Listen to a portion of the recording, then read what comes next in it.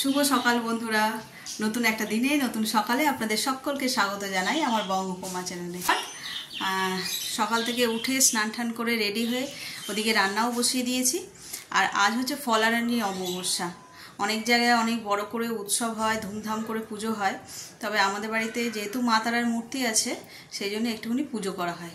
তো পুজো বলতে উপোস পালা করে নয়, এমনি ফল মিষ্টি দিয়ে পুজো করা হয়। সেটা তোমাদের সঙ্গে পরে শেয়ার করবো। আগে চলো দেখি রান্নাঘরে কি রান্না বসিয়েছি।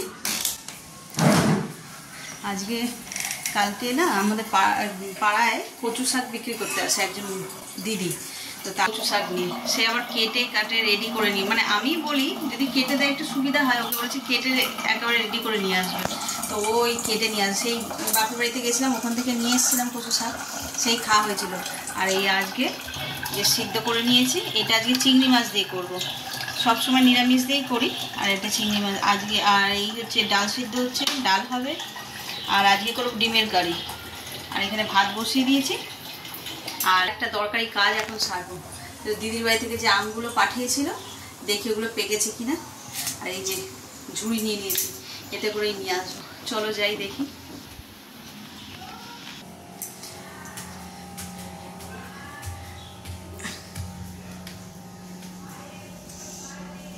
এই যে বাবারে, দেখি কি অবস্থা।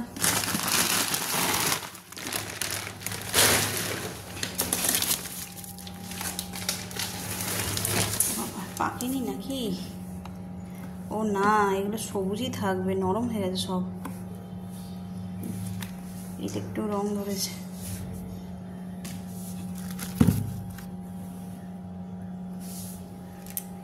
চলো বের করে নি। রং সব করে ধরেনি, কিন্তু পেকে গেছে। এবার খাওয়ার মতনও হয়ে গেছে। এবার রাখলে গলে যাবে।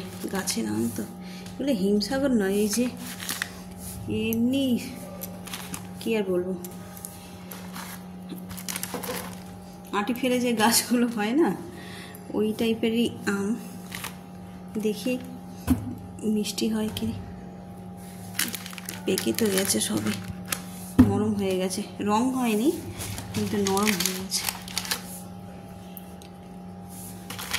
চলো এগুলোকে নিচে নিয়ে যাই। এই দেখো, এই দেখো এক ঝোড়া আম। এগুলোকে এবার জলে ভেজাতে হবে। ভিজিয়ে কার্বাইডে রেখেছিলাম, তো বেশি করে জল দিয়ে ভিজিয়ে রাখতে হবে। চলো এগুলোকে রাখি, রেখে রান্নাঘরের কাজগুলো আগে সেরে নিই, নিয়ে তারপর ওগুলোকে ঠিকঠাক যত্ন করে গুছিয়ে রাখতে হবে।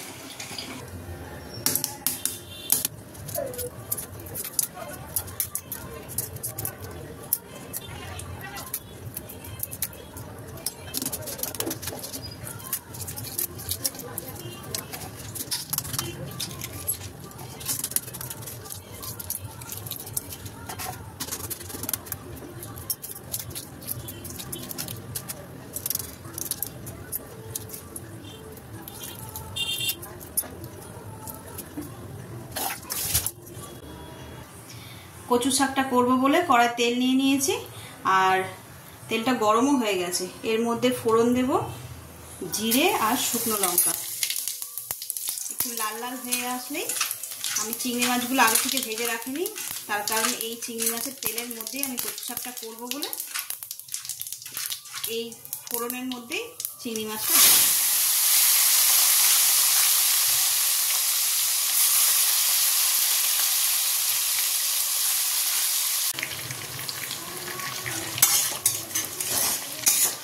দেখো চিংড়ি মাছগুলো কেমন লাল লাল করে ভাজা হয়ে গেছে।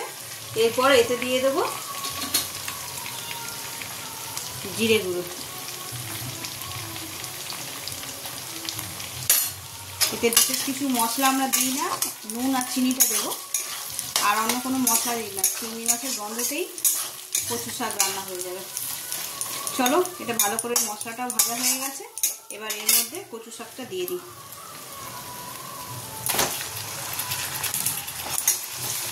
কচু শাকটাকে সিদ্ধ করার পরে ভালো করে জল ছাড়িয়ে নিয়েছি, যাতে বেশিক্ষণ না কষতে হয়।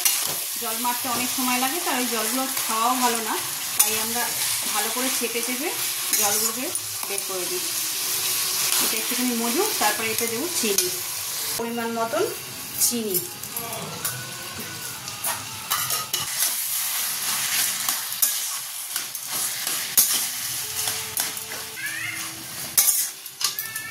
এই যে কচু শাকটা আমাদের একেবারে রেডি হয়ে গেছে।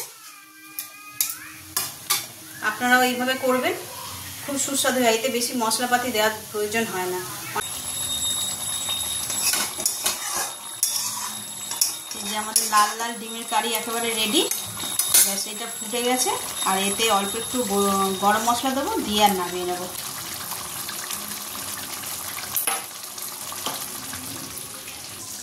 রান্না মোটামুটি শেষ। আর ডিমের তরকারিতে গরম মশলা দিলে সেই মাংসের মতনই স্বাদ লাগে, তাই না? আর আমার তো ডিমের কারি খেতে ভীষণ, মাছের চেয়ে ডিম খেতে বেশি ভালো লাগে। আর সকাল সকাল আজ রান্না বিশেষ কিছু ছিল না, দেখলেই কচুর শাক করছিলাম আর ডিমের কারি করেছি, ডাল আলু ভাতে এসব হয়েছে। আর কালকের মাছটা রয়েছে কিছু, ওই জন্য আজকে আর বেশি কিছু রান্না করিনি। তো চলো দেখি আর কি কাজ বের করা যায়, কারণ ঘরে থাকা মানেই মানে হাত ফাঁকা থাকলেই কাজ করতে হবে, কাজ বেরিয়েও যায় না।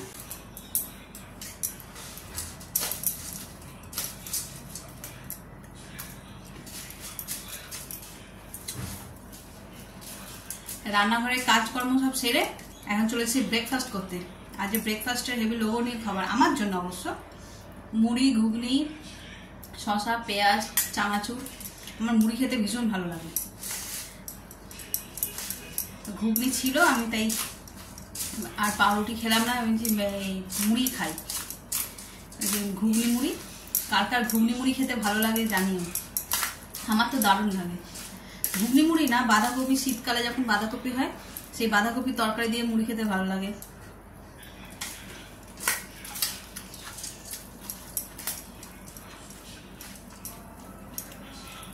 খাওয়াটা যার যার নিজের, তাই না?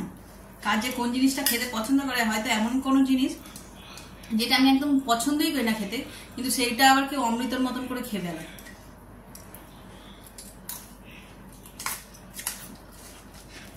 সকাল থেকে তো জল খেয়ে খেয়ে পেট ভর্তি হয়ে যাচ্ছে, এত গরম। আজ 6টার সময় ছাদে গেছি। 6টার সময় বলতে আমি বুঝতে পারিনি যে তখন 6টা বাজে বলে। ঘুমটা ভেঙেছে, জানলা দিয়ে দেখছি যে আলো আলো মতন। তা আমি যে সকাল হয়েছে যাই ছাদে যাই, এইটুকুনি হাঁটবো। আজ রোদ বেরিয়ে গেল, গেছি। আজ যেহেতু ঝলমলে আকাশ, বুঝতে পারিনি। ঘরে এসে তখন দেখছি 6:30 বাজে। আমি তাহলে আমি কটায় গেছিলাম, মানে আজ এত তাড়াতাড়ি রোদ উঠে গেছে।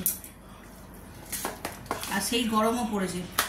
কত যে জল খেলাম, আর যা জল খাচ্ছি সব ঘাম হয়ে বেরিয়ে যাচ্ছে।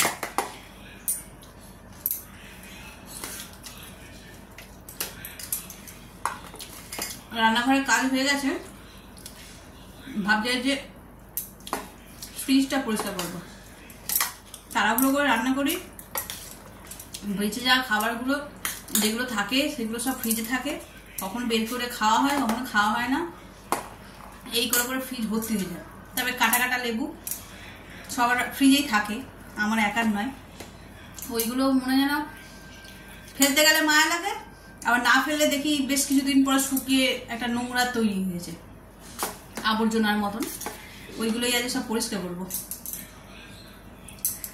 চলো খেয়ে নিই তাহলে।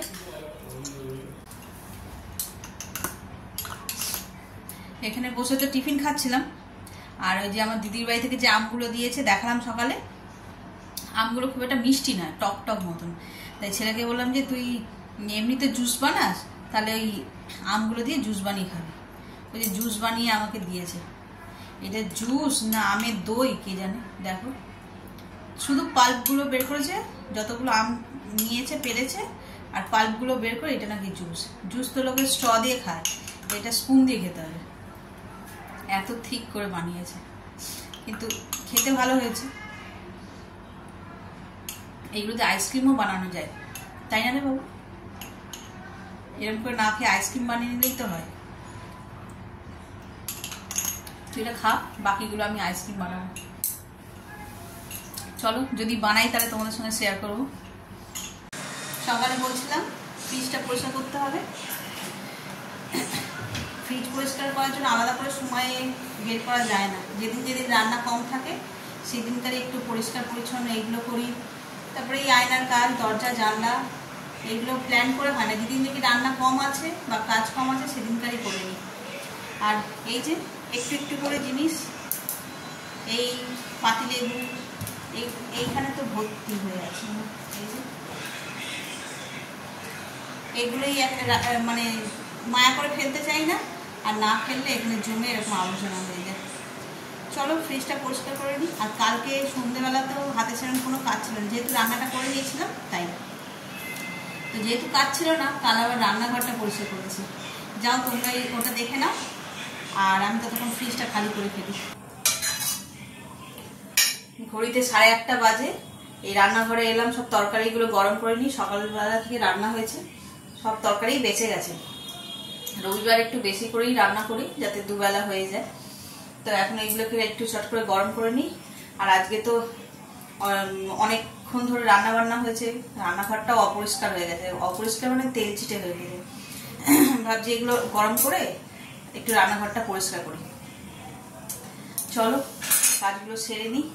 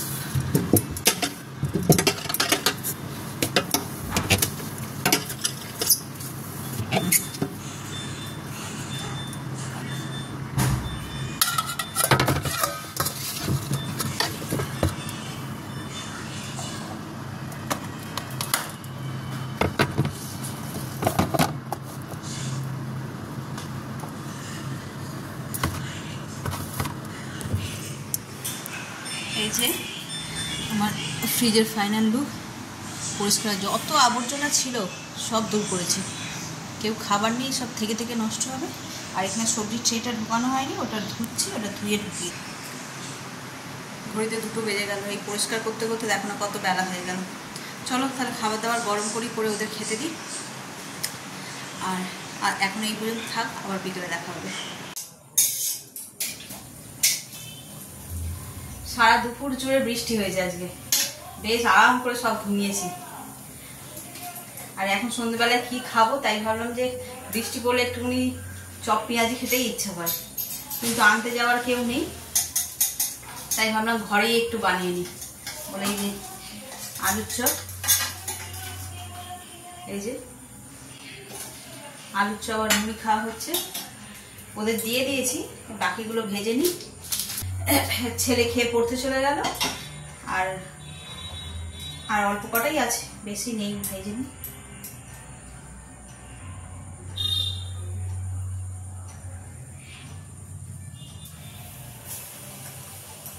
বিকেল রান্নাঘরে ঢোকা মানে হচ্ছে ঘেমে নিয়ে স্নান। দেখো গা হাত পা ধুয়ে রান্নাঘরে ঢুকলাম, পুরো একদম স্নান হয়ে গেলাম।